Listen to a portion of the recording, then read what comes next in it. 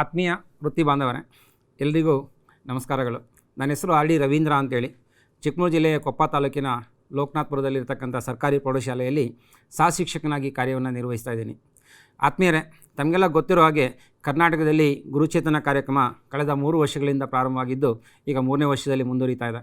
ಇದರಲ್ಲಿ 3ನೇ ಮಾಡ್ಯೂಲ್ ಆಗಿ ನಾವು ಯೋಗ, ಆರೋಗ್ಯ ಮತ್ತು ಮೌಲ್ಯ ಶಿಕ್ಷಣಕ್ಕೆ ಸಂಬಂಧಪಟ್ಟಾಗೆ ಒಂದು ವಿಶೇಷವಾಗಿರ್ತಕ್ಕಂಥ ಬಹು ಜನರ ಉಪಯೋಗಿಯಾಗಿರ್ತಕ್ಕಂಥ ಒಂದು ಮಾಡ್ಯೂಲನ್ನು ಕೈಪಿಡಿಯನ್ನು ಸಿದ್ಧಪಡಿಸಿದ್ದು, ಅದರ ಬಗ್ಗೆ ಒಂದು 3-4 ವಿಷಯಗಳನ್ನು ತಮ್ಮೊಂದಿಗೆ ಹಂಚಿಕೊಳ್ಳಿಕ್ಕೆ ನಿಮ್ಮ ಎದುರಿಗೆ ಬಂದಿದ್ದೀನಿ. ಆತ್ಮೀಯರೇ, ಇವತ್ತು ನಮ್ಮ ಜೀವನ ತುಂಬ ಸಂಕೀರ್ಣವಾಗ್ತಾ ಹೋಗಿದೆ. ಆರೋಗ್ಯಕ್ಕೆ ಸಂಬಂಧಪಟ್ಟಾಗಿ ಅನೇಕ ರೀತಿಯ ಸಮಸ್ಯೆಗಳನ್ನು ಎದುರಿಸ್ತಾ ಇದ್ದೀವಿ.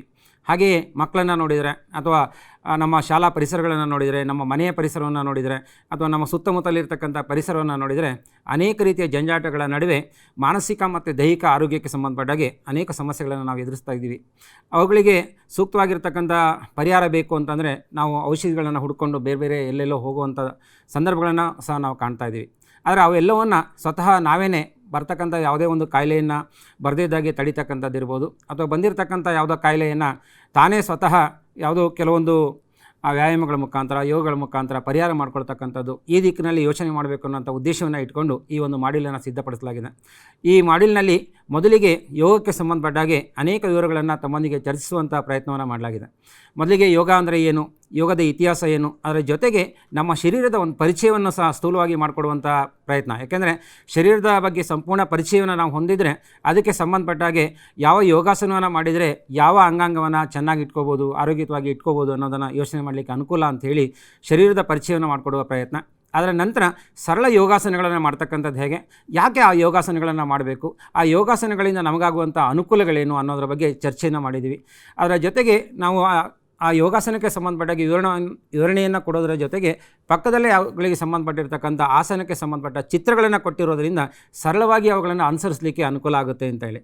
ಹಾಗಾಗಿ ಅದರ ಜೊತೆಗೆ ಕುಳಿತು ಮಾಡ್ತಕ್ಕಂಥ ಆಸನಗಳಿರ್ಬೋದು, ನಿಂತು ಮಾಡ್ತಕ್ಕಂಥ ಆಸನಗಳಿರ್ಬೋದು, ಮಲಗಿ ಮಾಡ್ತಕ್ಕಂಥ ಆಸನಗಳಿರ್ಬೋದು, ಅಥವಾ ನಮ್ಮ ತರಗತಿ ಪ್ರಕ್ರಿಯೆಗೆ ಯೋಚನೆ ಮಾಡಿದರೆ ತರಗತಿ ಒಳಗಡೆಗೆ ಮಕ್ಕಳನ್ನು ಕೂರಿಸ್ಕೊಂಡು ಯೋಗಗಳನ್ನು ಹೇಗೆ ಮಾಡ್ಬೋದು, ಅವರ ಜ್ಞಾಪಕ ಶಕ್ತಿಯನ್ನು ಹೆಚ್ಚಿಸಲಿಕ್ಕೆ ಯಾವ ರೀತಿ ಯೋಗಗಳನ್ನು ಮಾಡಿದರೆ ಅನುಕೂಲ ಆಗುತ್ತೆ ಅನ್ನೋದರ ಬಗ್ಗೆ ಸಹ ಪರಿಚಯವನ್ನು ಮಾಡಿಕೊಡುವಂಥ ಪ್ರಯತ್ನವನ್ನು ಮಾಡಿದ್ದೀವಿ.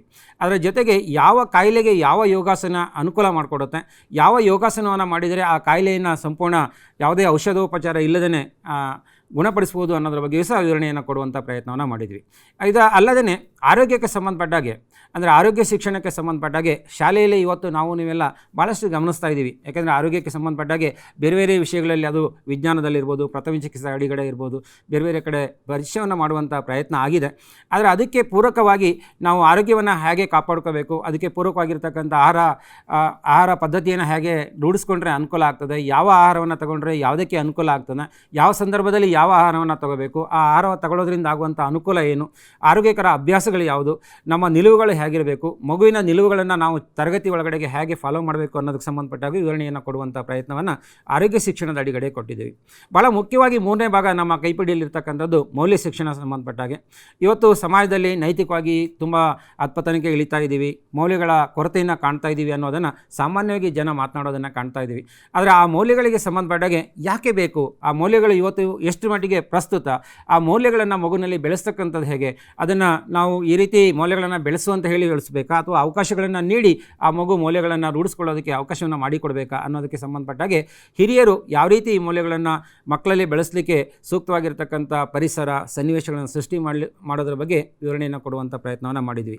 ಈ 3 ವಿಷಯಗಳಿಗೆ ಸಂಬಂಧಪಟ್ಟಾಗೆ ಇದು ವೈಯಕ್ತಿಕ ಜೀವನಕ್ಕೆ ಸಂಬಂಧಪಟ್ಟಿರ್ತಕ್ಕಂಥದ್ದು. ನಾವೊಂದು ಹೇಳಿಕೆಯನ್ನು ಇಟ್ಕೊಂಡಿದ್ದೀವಿ ನಮ್ಮ ಸಾಹಿತ್ಯದಲ್ಲಿ, ನನಗಾಗಿ, ನಮಗಾಗಿ, ನಮ್ಮೆಲ್ಲರಿಗಾಗಿ ಅಂತ. ಅಂದರೆ ವೈಯಕ್ತಿಕವಾಗಿ ನಾನು ಒಬ್ಬ ಶಿಕ್ಷಕನಾಗಿ ತರಗತಿ ಪ್ರಕ್ರಿಯೆಯನ್ನು ನಡೆಸ್ಕೊಡೋನಾಗಿ ಅಥವಾ ಸುಗಮಕಾರನಾಗಿ ಶಾಲೆಯಲ್ಲಿ ಮಕ್ಕಳಿಗೆ ಜ್ಞಾನವನ್ನು ಕಟ್ಕೊಳ್ಳಿಕ್ಕೆ ಅವಕಾಶ ಆಗಿರ್ತಕ್ಕಂಥ ನಾನು ನನ್ನ ಆರೋಗ್ಯ ಚೆನ್ನಾಗಿ ಇಟ್ಕೋಬೇಕಾಗಿದೆ. ಹಾಗಾಗಿ ನನ್ನ ಆರೋಗ್ಯಕ್ಕೆ ಸಂಬಂಧಪಟ್ಟಾಗೆ ವೈಯಕ್ತಿಕ ಜೀವನದಲ್ಲಿ ನಾನು ಆರೋಗ್ಯವನ್ನು ಕಾಪಾಡಬೇಕಾದ್ರೆ ಯಾವೆಲ್ಲ ಯೋಗಾಸನಗಳನ್ನು ಮಾಡಿಕೊಂಡ್ರೆ ಅನುಕೂಲ ಆಗುತ್ತೆ, ಎಂಥ ಅಭ್ಯಾಸಗಳನ್ನು ಜೀವನದಲ್ಲಿ ರೂಢಿಸ್ಕೋಬೇಕು, ಅವುಗಳಿಂದ ಆಗುವ ಅನುಕೂಲ ಏನು ಅನ್ನೋದ್ರ ಬಗ್ಗೆ ಪರಿಚಯ ಮಾಡಿದ್ದೀವಿ.